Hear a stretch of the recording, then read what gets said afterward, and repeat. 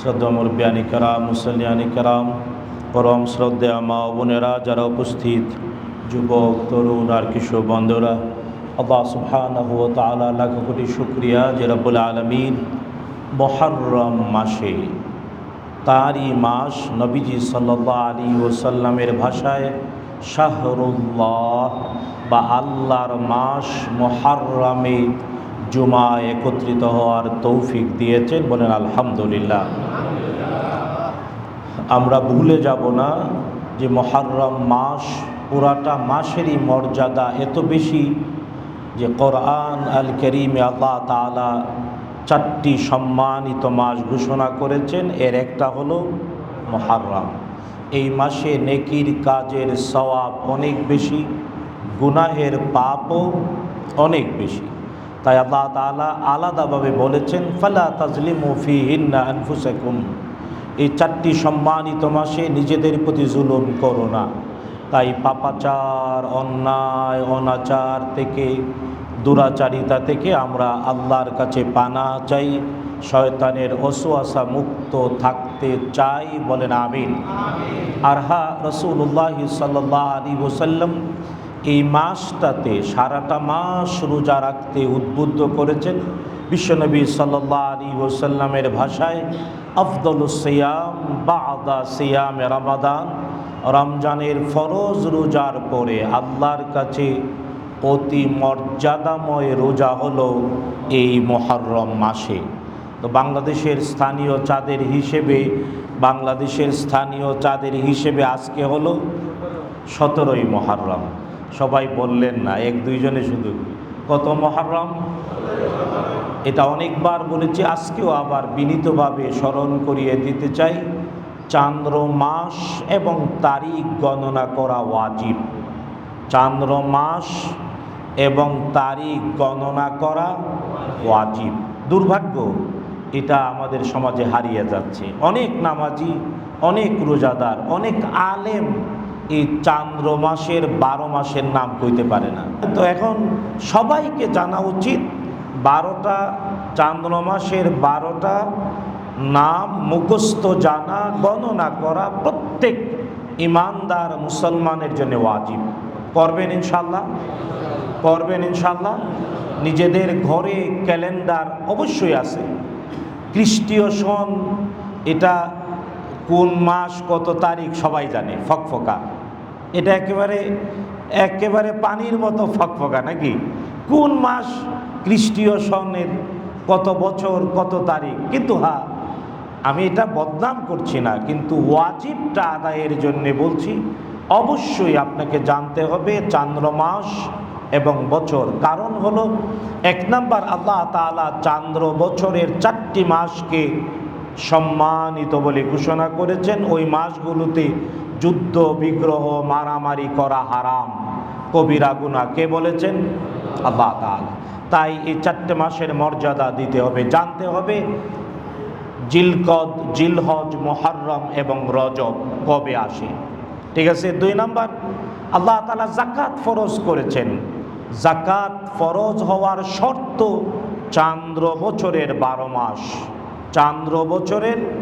তাই মুহররম থেকে জিলহজ, অথবা আপনি যখন থেকে নেশাব পরিমাণ সম্পদের মালিক হলেন, ওই দিন থেকে আবার চান্দ্র বছরের ওই দিন ফিরে আসলে আপনি যাকাত দেবেন। তাই যাকাত যেমন ফরজ, আপনাকে ওই তারিখটা গণনা করাও সুন্নত, নফল। সবাই তো কইলেন না, বলেন কি? ফরজ। শুধু তাই না, চান্দ্র বছরের 9ম মাস রমাদান, একটা মাস রোজা কে ফরজ করেছেন? এই মাসটাও গণনা করা, অপেক্ষায় থাকা, কবে আসবে রমাদান, কবে আসবে রমাদান। যে দেখা উচিত তাবৎ সৃষ্টি অপেক্ষা করে রমজান মাসের জন্য। তাবৎ সৃষ্টি। কারণ হলো, রমজানের একটা রাত্র আছে যে রাত্রে মহাশূন্যে কোনো উল্কাপিণ্ড হয় না, আগুনের গোলক ফেরেশতারা ছুঁড়ে না। কারণ একটা রাত্র কেবল শান্তি, শান্তি, শান্তি। তাবৎ সৃষ্টি ওই দিনটার অপেক্ষা করে। এটা রমজান মাসে লাইলাতুল কাদার, বলেন লাইলাতুল কাদার। লাইলাতুল কাদার সারাটা রাত্র শুধু শান্তি আর শান্তি, কারণ জিবরিল আলাইহিস সালামের নেতৃত্বে অগণিত ফেরেশতা সারা পৃথিবীতে শান্তির মিছিল নিয়ে বেড়ায়। যে একবার এর সাথে যুক্ত হয়ে যেতে পারে সৌভাগ্যবান, ও হাজার মাসের চেয়ে উত্তম সৌভাগ্যে ধন্য হয়। তাবৎ সৃষ্টি অপেক্ষা করে, আপনি মানুষ করবেন না, গণবেন না তবে রমজান, নাইলে তো দুর্ভাগা, নাইলে দুর্ভাগা, কপাল পোড়া। আজকে মুসলমান জাতির দুর্ভাগ্য এই জন্যে, কবে রমজান আসে অনেক কিছুর জন্যে রাস্তায় দেয় কয়দিন কয় ঘন্টা বাকি আছে না, কত কিছুর জন্যে গনে আর কয়দিন বাকি, কয় ঘন্টা বাকি সময়। মুসলিম ইমানের দাবিতে রমাদানের অপেক্ষা করবে, গণবে। আল্লাহ তাআলা বুঝার তৌফিক দিন, বলেন আমিন। শুধু তাই না, হজ, জিলহজের 9 তারিখে হজ। তাই হজ কবে? জিলহজের 9 তারিখ ডে টু ডে গণতে হয়। যার উপরে হজ ফরজ, জিলহজের 9 তারিখ গণনাটাও তার জন্য ফরজ। হয়তো হতে পারে আন্তর্জাতিক বাস্তবতায় আগেই জানে, সবাই জানে, কিন্তু আপনারও দায়িত্ব, আমারও দায়িত্ব, প্রত্যেক ব্যক্তি যার উপরে হজ ফরজ তার জন্য এটা জানা ফরজ যে কবে জিলহজের 9 তারিখ। সুতরাং এই জিনিসগুলো আমাদের প্রত্যেককে আল্লাহ তাআলা সুস্থ বিবেক সহ বিবেচনায় এনে বাস্তবায়নের তৌফিক দিন, বলেন আমিন। তাই আজকে বাংলাদেশের চাঁদের হিসাবে 17, 29 হলে কয়দিন বাকি? আচ্ছা, আর 30 হলে তো যে কয়টা দিন বাকি আছে চেষ্টা করবেন রোজা রাখতে। ফরজ রোজার পরেই মর্যাদাময় রোজা মুহররম মাসে বলেছেন কে? আল্লাহ তাআলার হাবিব মুহাম্মদুর রাসূলুল্লাহ সাল্লাল্লাহু আলাইহি ওয়াসাল্লাম। সুতরাং আমরা হেলায় অবহেলায় না জেনে মূর্খতার সাথে এই মাসটাকে বিদায় দেব না। সচেতনতার সাথে ভালো কাজ বেশি করে, রোজা রেখে, ইবাদত বন্দেগী করে, আল্লাহ তাআলার প্রিয় পাত্র হওয়ার চেতনায় নিজের সকল প্রয়োজন আল্লাহর কাছ থেকে পূর্ণ করার জন্যে রোজা রাখবো। কারণ রোজা রাখলে আল্লাহ তাআলা সব প্রয়োজন পূর্ণ করে দেন, বলে না সুবহানাল্লাহ। রোজা আল্লাহর জন্যে, রোজা যদি কেউ একটা রাখে এর মর্যাদা এত বেশি, মিজানের পাল্লায় ঢুকবে না, মিজানের পাল্লায় রোজার সওয়াব ঢুকবে না। বিনা হিসাবে নবীজি সাল্লাল্লাহু আলাইহি ওয়াসাল্লাম বলেন, একটা রোজা আল্লাহর জন্য যে রাখে জাহান্নাম থেকে তার দূরত্ব 70,000 বছর হয়ে যায়। 70,000 বছরের দূরত্ব তৈরি করে একটা কবুল রোজা। সুতরাং 12 দিন 13 দিন আছে, চেষ্টা করবো তো ইনশাআল্লাহ।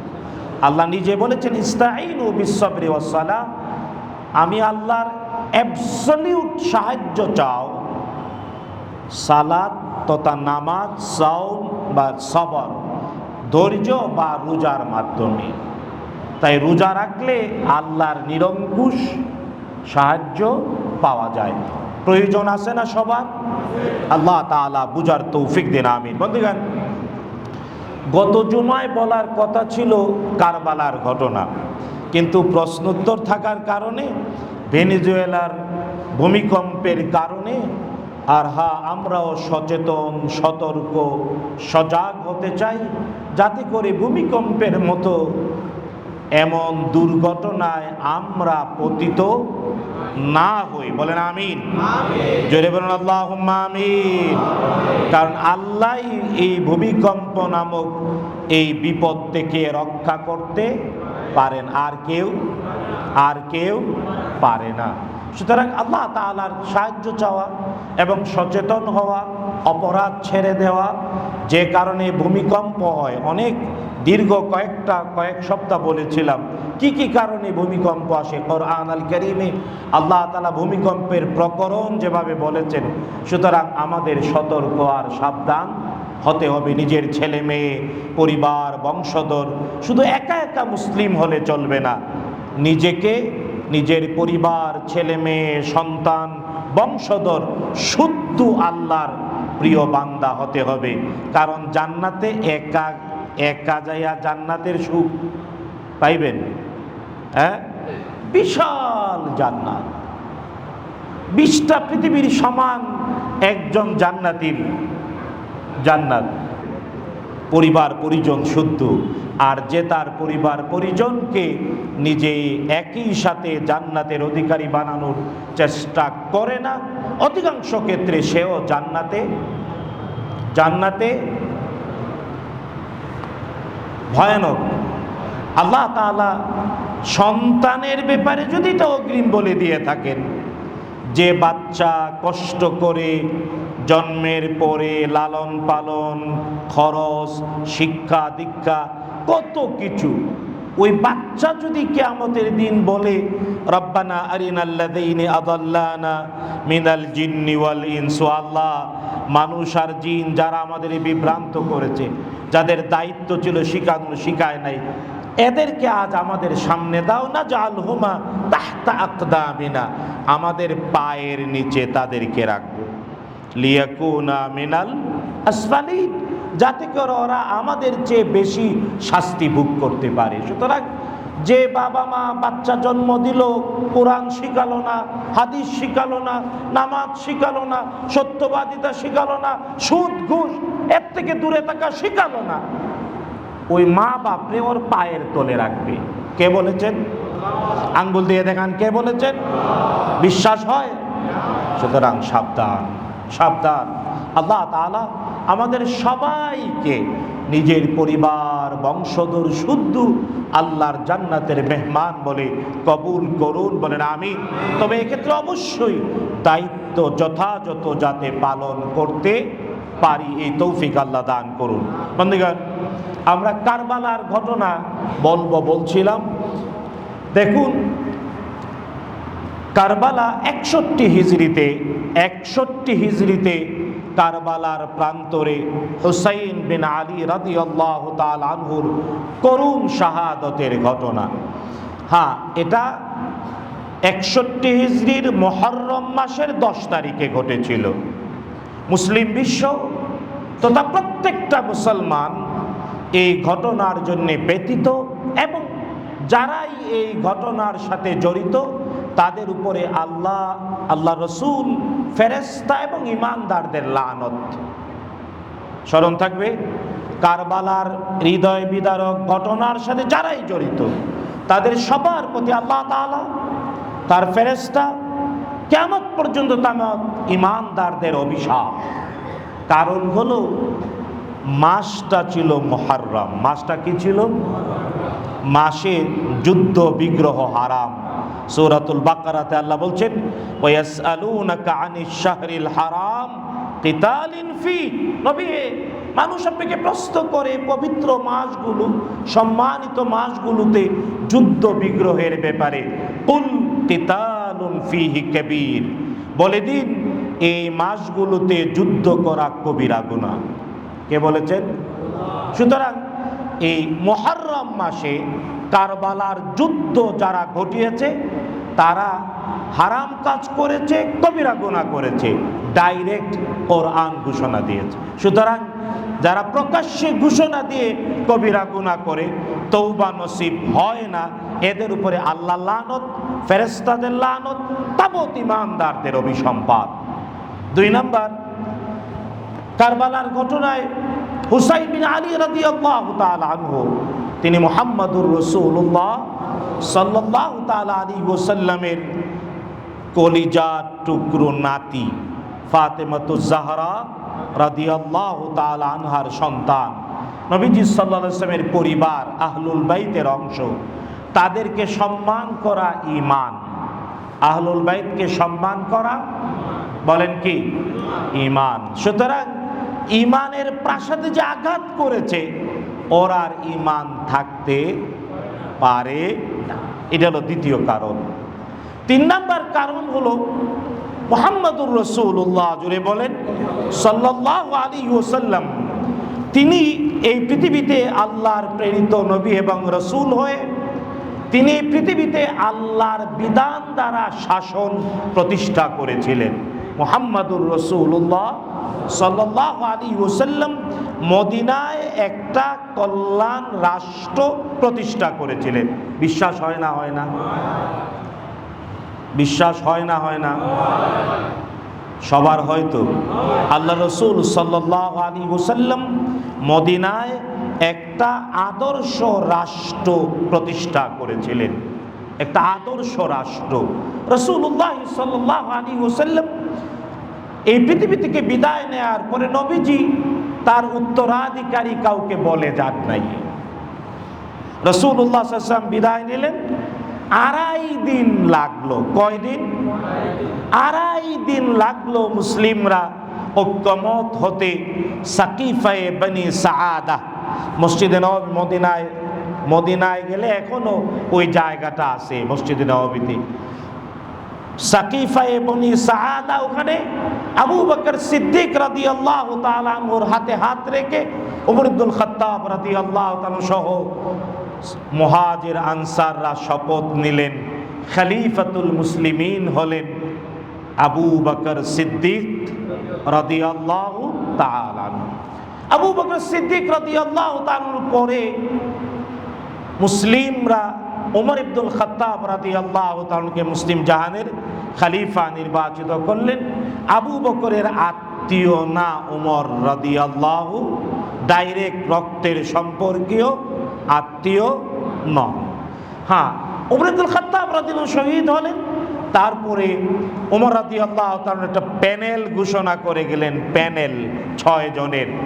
এর থেকে পরামর্শের ভিত্তিতে উসমান ইবনু আফফান রাদিয়াল্লাহু তাআলা আনহুকে মুসলিম জাহানের খলিফা নির্বাচন করা হলো। উসমান ইবনু আফফান রাদিয়াল্লাহু তাআলা শহীদ হলেন।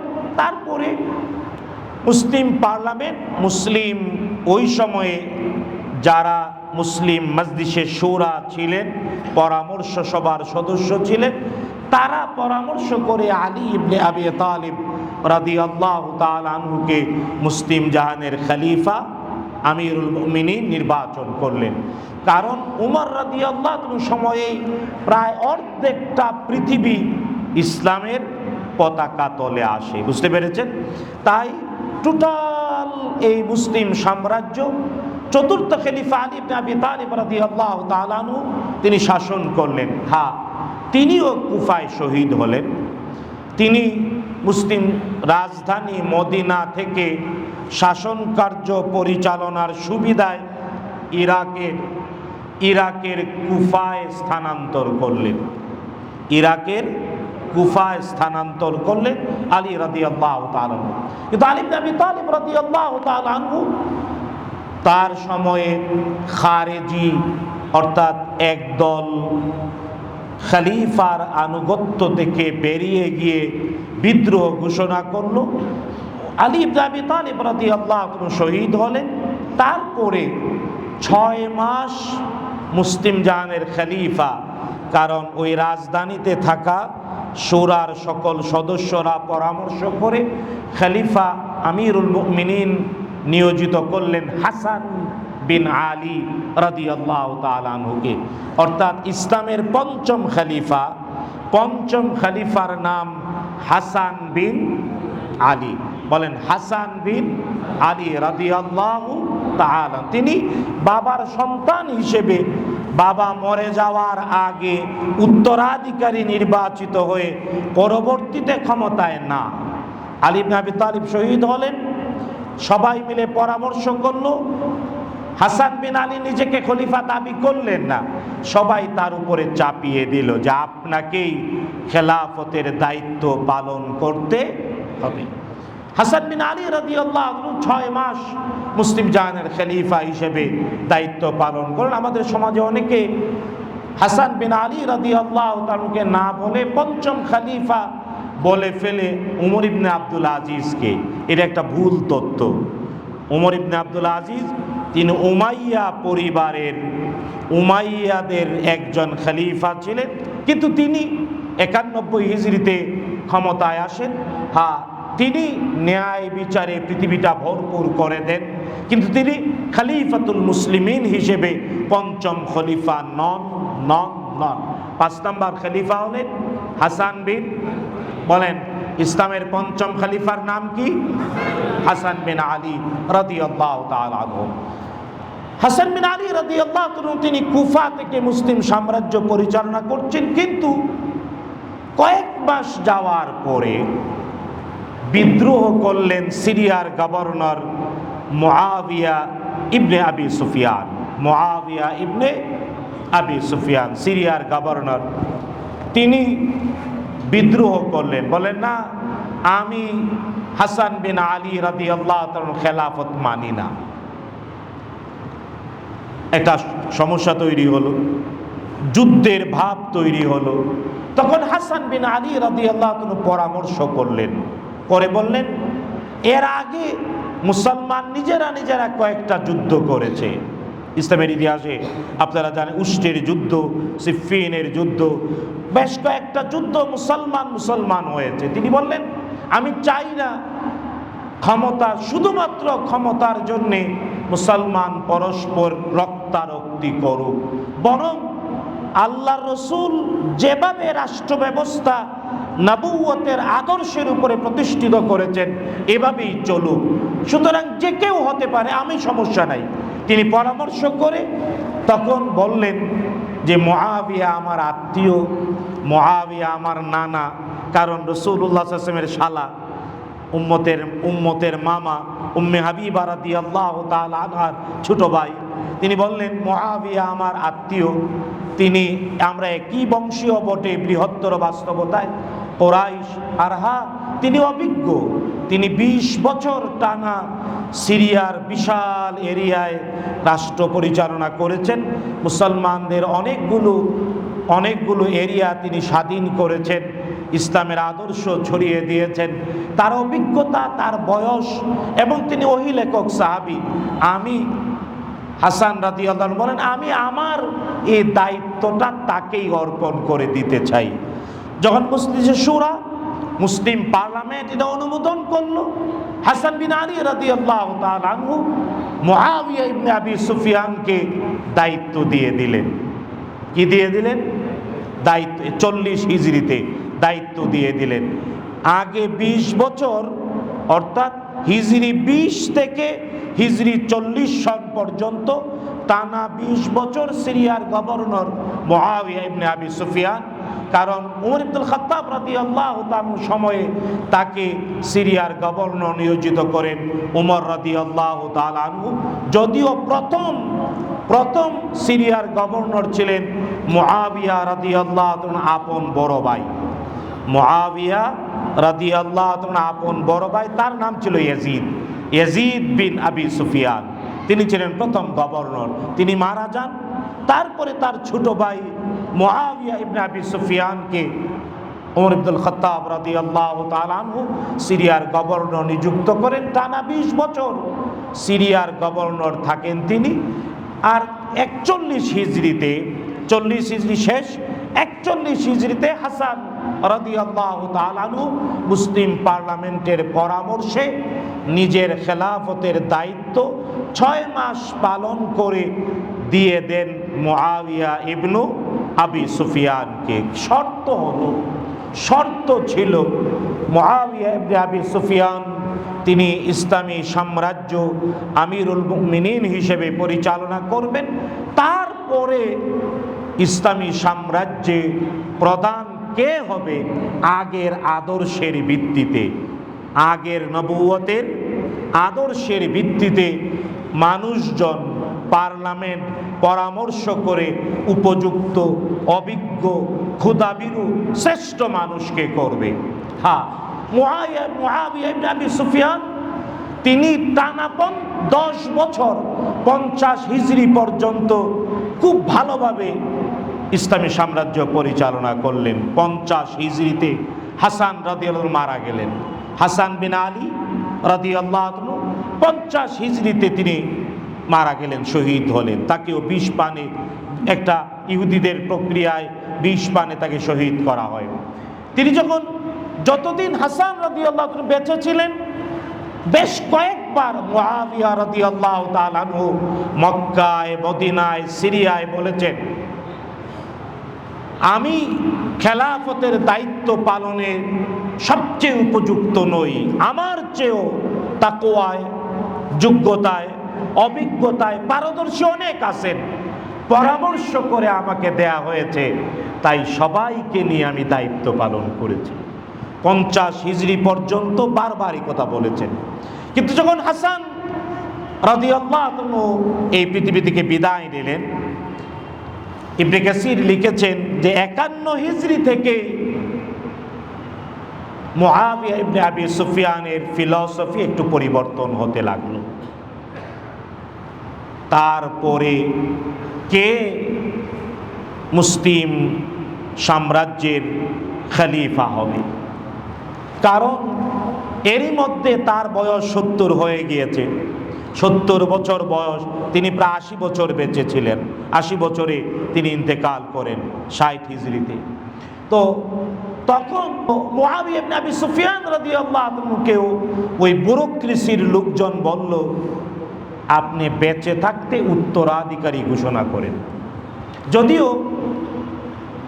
ইবনে কাসির তার বিদায়া ওয়ান নিহায়াতে লিখেছেন, এজিদ মূলত তার জন্ম 25 হিজরিতে।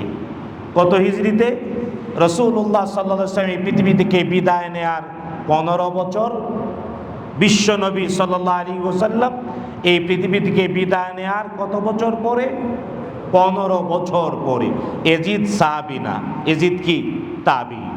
তো এজিদ জন্ম নিলেন, ইবনে কাসির লিখেছেন এজিদ জন্মের পর থেকেই তার আকাঙ্ক্ষা ছিল ক্ষমতা।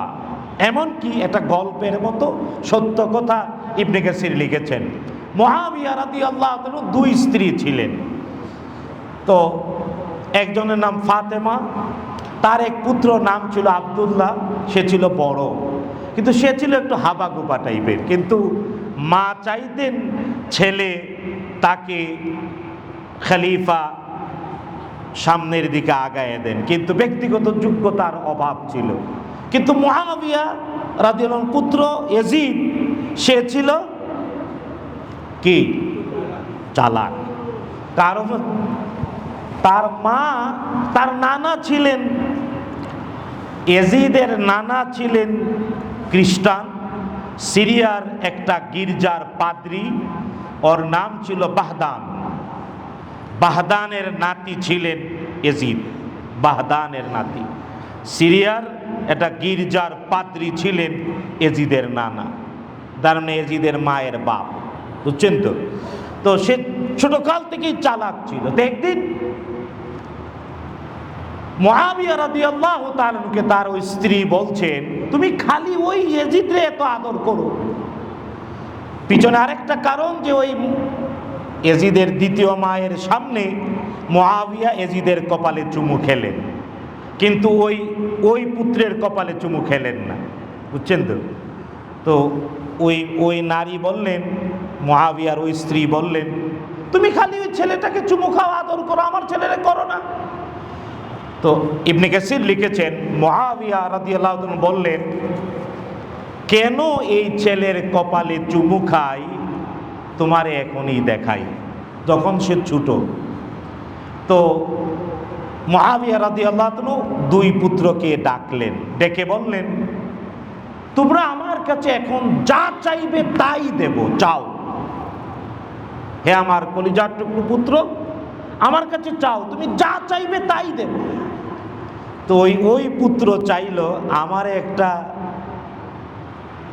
কুকুর দাও, আমার একটা গাধা কিনে দাও, আমি শিকার করব গাধায় চড়ে, কুকুর সাথে নিয়ে। বুঝছেন তো? চাওয়ার দ্বারা বোঝা যায় ফিলোসফি কদ্দুর। ইয়াজিদকে বললেন, তুমি কি চাও?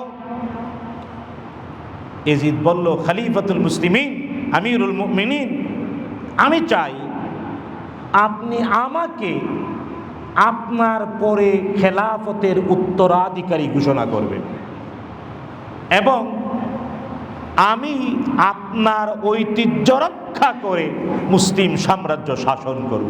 পিচ্ছি কখন? বুঝছেন তো? তখন পার্থক্য স্পষ্ট হয়ে গেল যে ছোটকাল থেকেই ক্ষমতার প্রতি আগ্রহ ছিল কার? এটা আমি বলছি না, ইবনে কাসির আল বিদায়া ওয়ান নিহায়া, ইসলামের ইতিহাসের আদি আর অন্ত, হাফেজ ইমাদউদ্দিন ইবনে কাসির লিখেছেন। তো ইয়াজিদের আকাঙ্ক্ষাও ছিল ছোটকাল থেকেই অ্যাডমিনিস্ট্রেশন, পাওয়ার। বুঝতে পেরেছেন? বাচ্চাকালেই বলেছে। হ্যাঁ, হুসাইন রাদিয়াল্লাহু তাআলা আনহু, হুসাইন রাদিয়াল্লাহু তাআলা আনহু, অনেকে এটা বলতে চান কারবালার ঘটনাটা এই জন্যে ঘটেছে যে হুসাইন রাদিয়াল্লাহু নিজে খলিফা হতে চেয়েছেন, তিনি ইয়াজিদকে মেনে নেন নাই। এটা অনেক দুষ্ট অথবা মূর্খ লোকজন হুসাইন রাদিয়াল্লাহু তাআলা আনহুর উপরে দোষ দিতে চায়। আমি একটু আগে কারণ বলেছি, কেন কারবালা, কেন হুসাইন রাদিয়াল্লাহু তাআলা আনহু ইয়াজিদের হাতে বাইআত গ্রহণ করেন নাই। শুধু তাই না, হুসাইন রাদিয়াল্লাহু তাআলা আনহু নন, বরং 51 হিজরির পর থেকে আমির মুআবিয়া ধীরে ধীরে তার উত্তরাধিকারী হিসেবে ইয়াজিদের নাম ঘোষণা করে তার পক্ষে জীবিত থাকতে বাইআত গ্রহণ করালেন, জীবিত থাকতে। কিন্তু মুসলিম বিশ্বের 5 জন শ্রেষ্ঠ মানুষ ইয়াজিদের বাইআত মুআবিয়া রাদিয়াল্লাহু জীবিত থাকতে গ্রহণ করেন নাই। কয়জন? 5 জন। 1 নাম্বার আব্দুর রহমান বিন আবু বকর। আবু বকর চিনেন তো, ইসলামের প্রথম খলিফা আবু বকর সিদ্দিক রাদিয়াল্লাহু তাআলা আনহু, তার পুত্র আব্দুর রহমান, তিনি অনেক জ্ঞানী ছিলেন, সব দিক থেকে এক্সপার্ট ছিলেন, কিন্তু তার পিতা যোগ্যতা থাকা সত্ত্বেও প্রশাসনিক কোনো কাজে তাকে লাগান নাই। বুঝতে পেরেছেন? হ্যাঁ, আব্দুর রহমান বিন আবু বকর সিদ্দিক তিনি শপথ নেন নাই। 2 নাম্বার উমর রাদিয়াল্লাহু তাআলার পুত্র আব্দুল্লাহ, তিনিও ছিলেন শ্রেষ্ঠ ফকিহ সাহাবী, রাসূলুল্লাহ সাল্লাল্লাহু আলাইহি ওয়াসাল্লামের অনেক হাদিস বর্ণনা করেছেন, পণ্ডিত ছিলেন, সব দিক থেকে এক্সপার্ট ছিলেন। উমর রাদিয়াল্লাহু তাআলা জীবদ্দশায় অনেকে বলেছেন, আপনার পুত্র এত এক্সপার্ট, তাকে নির্বাহী ক্ষমতায় দেন না কেন? বলেছেন, আমি আমার হাবিব থেকে তা শিখি নাই, তাই যত যোগ্যতাই থাকুক আমার পরিবারের এটাই তার অযোগ্যতা। বুঝতে পেরেছেন? আব্দুল্লাহ ইবনে উমর রাদিয়াল্লাহু তাআলা আনহু তিনি ইয়াজিদের বাইআত গ্রহণ করেন নাই। তাহলে কয়জন? 2 জন। 3 নাম্বার, আপনারা জানেন রাসূলুল্লাহ সাল্লাল্লাহু আলাইহি ওয়াসাল্লামের আপন চাচাতো ভাই আব্বাসের পুত্র আব্দুল্লাহ, আব্দুল্লাহ ইবনে আব্বাস রাদিয়াল্লাহু তাআলা আনহু, যাকে আমিরুল মুমিনিন ফিত তাফসীর বলা হয়, তিনি ইয়াজিদের বাইআত গ্রহণ করেন নাই। চতুর্থ, খাদিজাতুল কুবরা রাদিয়াল্লাহু তাআলা আনহার ভাতসপুত্র, রাসূলুল্লাহ সাল্লাল্লাহু আলাইহি ওয়াসাল্লামের খুব আদরের, খুব আপন সাহাবী আব্দুল্লাহ ইবনে জুবায়ের, আব্দুল্লাহ ইবনে জুবায়ের রাদিয়াল্লাহু আনহু। আর 5 নাম্বার হুসাইন বিন আলী রাদিয়াল্লাহু আনহু। এই 5 জন মুআবিয়া রাদিয়াল্লাহু বেঁচে থাকা অবস্থায় ইয়াজিদের বাইআত গ্রহণ করেন নাই। মুআবিয়া রাদিয়াল্লাহু মারা গেলেন 60 হিজরিতে। স্বাভাবিকভাবে ইয়াজিদ উত্তরাধিকারী হিসেবে আমিরুল মুমিনিন হয়ে গেল, কিন্তু এই 5 জন তার নেতৃত্ব মেনে এটা প্রমাণ করে যে ইয়াজিদের ক্ষমতা সুসংহত হয় নাই। তাই হুসাইন রাদিয়াল্লাহু তাআলা আনহু কেবল নিজে ক্ষমতার জন্যে কারবালায় যান নাই, কুফায় যান নাই, জীবন বিলিয়ে দেন নাই। যারা এটা বুঝে না, আল্লাহ হেদায়েত নসিব করুন। কোনোভাবে হুসাইন রাদিয়াল্লাহু তাআলা দোষ যদি কেউ বলে তার ঈমান থাকবে না, এটা ভালো করে বুঝতে হবে। হুসাইন রাদিয়াল্লাহু তাআলা কেন এই কারবালার জীবন উজাড় করে দিয়েছেন? এর কারণ মানুষের অধিকার প্রতিষ্ঠার জন্য। কাদের অধিকার? কারণ ক্ষমতায় কে বসবে মানুষ নির্বাচন করবে, মানুষ ভালো মানুষদের মধ্য থেকে একজন ভালো মানুষ নির্বাহী হবে। এই অধিকার প্রতিষ্ঠার জন্য তিনি জীবন বাজি। শুধু তাই না, অযোগ্য অনেক ভালো মানুষ থাকতে অযোগ্য কেউ ক্ষমতার মসনদে বসতে পারে কি? পারে?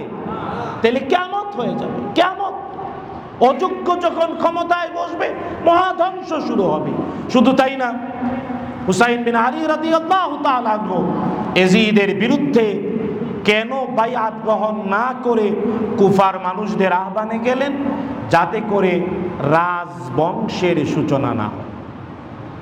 কিসের সূচনা? রাজত্ব, রাজবংশ, রাজার ছেলে রাজা, এটা ইসলাম অনুমোদন করে না। না না, রাজার ছেলে রাজা না। কিন্তু আমরা কি বেরিয়ে আসতে পেরেছি? হুসাইন রাদিয়াল্লাহু কারবালার ইতিহাস, কারবালা শুধু পড়বেন আর এগুলা বসবেন না, না, এগুলা হলো কারবালার শিক্ষা। কেন কারবালা? তিনি রাজত্বের বিরুদ্ধে, রাজতন্ত্রের বিরুদ্ধে।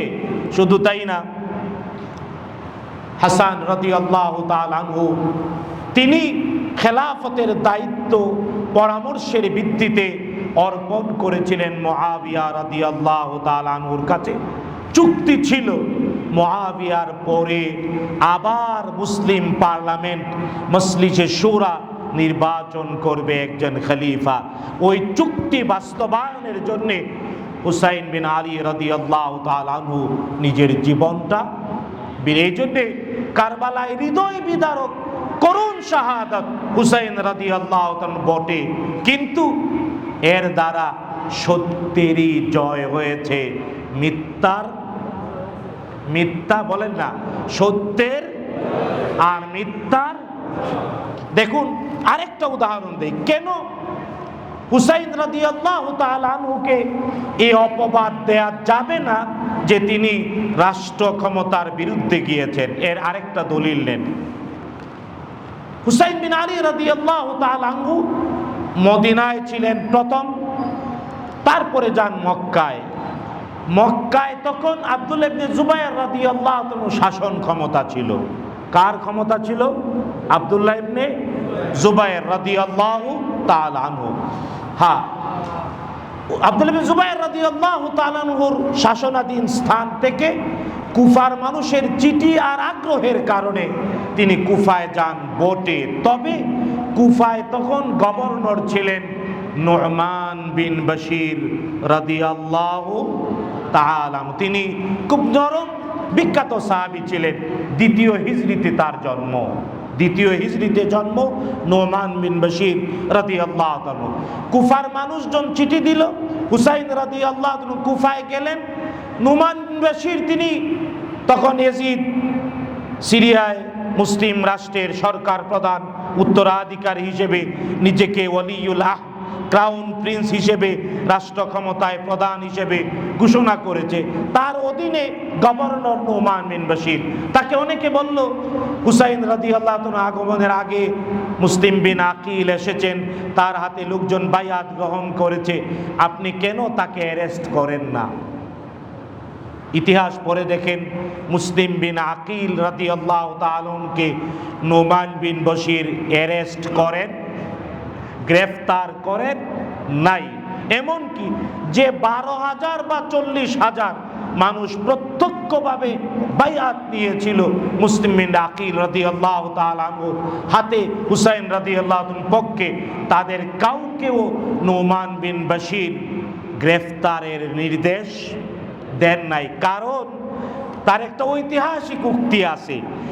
নু'মান বিন বশির তাকে যখন বিভিন্নভাবে ওই লাল ফিতার লোকজন বলল, আপনি গভর্নর, কেন আপনি এদেরকে অ্যারেস্ট করেন না? তখন তিনি বললেন, আমার কাছে মুহাম্মাদুর রাসূলুল্লাহ সাল্লাল্লাহু আলাইহি ওয়াসাল্লামের নাতির মর্যাদা অনেক বেশি বাহদানের নাতির চেয়ে। এই কথাটা বলেছিলেন নু'মান বিন বশির রাদিয়াল্লাহু তাআলা আনহু। তিনি ইয়াজিদের নানার নাম বাহদান।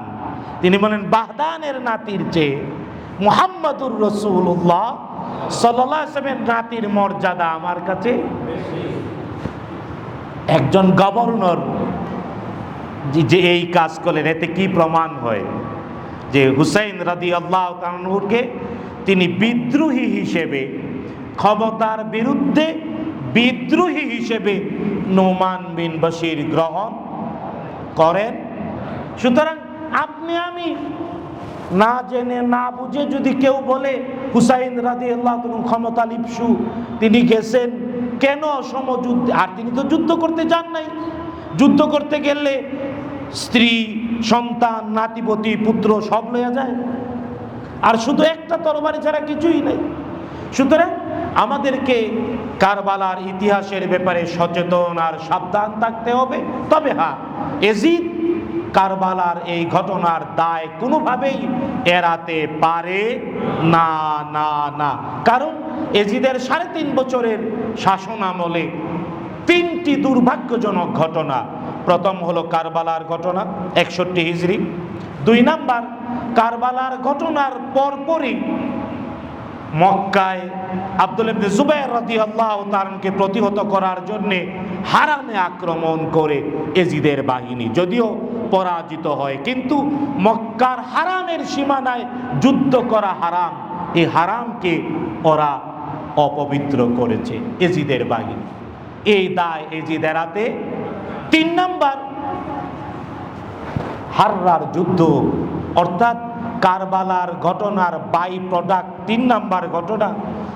মদিনার মানুষেরা, মদিনার আনসার মুহাজিরদের উত্তরাধিকারীরা কারবালার ঘটনার কারণে এজিদের বিরুদ্ধে ফুঁসে উঠলেন। এজিদ তার বাহিনী পাঠালো, 3 দিন মসজিদে নববীতে নামাজ হয় নাই। কয়দিন? মসজিদে নববীতে কয়েকশো সাহাবীকে হত্যা করেছে এজিদের বাহিনী। হাররার যুদ্ধ, বিশ্বনবী সাল্লাল্লাহু আলাইহি ওয়াসাল্লামের বিখ্যাত হাদিস, নবীজি বলেছেন, মদিনার মানুষকে, মদিনার অধিবাসীকে যে কষ্ট দেয়, মদিনার অধিবাসীকে যে কষ্ট দেয়, আল্লাহ এবং রসুলের লানত তার উপরে। সুতরাং বুঝতেই পারেন এজিদ এই 3টি ঘটনার কোনো বিচার করে নাই। যদিও ইতিহাস আবার সাক্ষী, এজিদের পুত্র, এজিদ মারা গেল মাত্র 3.5 বছরের শাসন আমল শেষ করে। এজিদের পুত্র, তার নাম ছিল মুআবিয়া। এজিদের পুত্রের নাম কি? দাদার নামে। সে আবার ভালো ছিল, সেও মাত্র কয়েক মাস বাবার উত্তরাধিকারী হিসেবে খলিফা মুসলিম জাহানের আমিরুল মুমিনিন বলতো। কিন্তু সে আবার বলল দামেস্কের মসজিদে বক্তৃতা করে, দেখো আমার বাবা আমাকে উত্তরাধিকারী করে গিয়েছে, আমি আমার পরে আমার বংশের কাউকে উত্তরাধিকারী করব না, তোমরা নির্বাচন করে নেবা। বুঝতে পেরেছেন? যে কারণে মুআবিয়া বিন ইয়াজিদ তার মৃত্যুর পরে ডাইরেক্ট এই পরিবারে আর খেলাফত থাকে নাই, পরে মারওয়ান হয়েছে। কিন্তু মাঝখানে আব্দুল্লাহ ইবনে জুবাইর রাদিয়াল্লাহু তাআলা আনহুর তার শাসনামল ছিল হেজাজ সহ বেশ কিছু জায়গায়। তারপরে প্রায় 64 হিজরিতে যায়া মারওয়ান মুসলিম জাহানের নেতৃত্ব গ্রহণ করে। সুতরাং আমি বিনীতভাবে আপনাদের সবাইকে বলবো, কারবালার ঘটনার ব্যাপারে কখনো এই চিন্তা যাতে না আসে যে হুসাইন রাদিয়াল্লাহু তাআলা আনহু তিনি ক্ষমতার লিপ্সু হয়ে নিজে কারবালায় গিয়ে শহীদ হয়েছেন না, বরং যে কারণগুলো বললাম তিনি এই কারণগুলোকে বিজয়ী করেছেন। আর এই জন্যে আজও আমরা এই মিম্বরে বসে এই কথাই বলি, হুসাইন রাদিয়াল্লাহু তাআলা আনহু রাজতন্ত্রের বিরুদ্ধে খেলাফা আলা মিনহাজিন নবুওয়ার পক্ষে, যোগ্য শাসকের পক্ষে, মুসলমানদের পরামর্শের ভিত্তিতে অভিজ্ঞ যোগ্যতা সম্পন্ন শাসক হবে, এটাই প্রতিষ্ঠা করেছেন। আজও পৃথিবীর দেশে দেশে এটার প্রয়োজন আছে না নাই? তাই আজও আমরা হুসাইন রাদিয়াল্লাহু তাআলা আনহুকে স্মরণ করি, তিনি আমাদের পথ দেখিয়েছেন।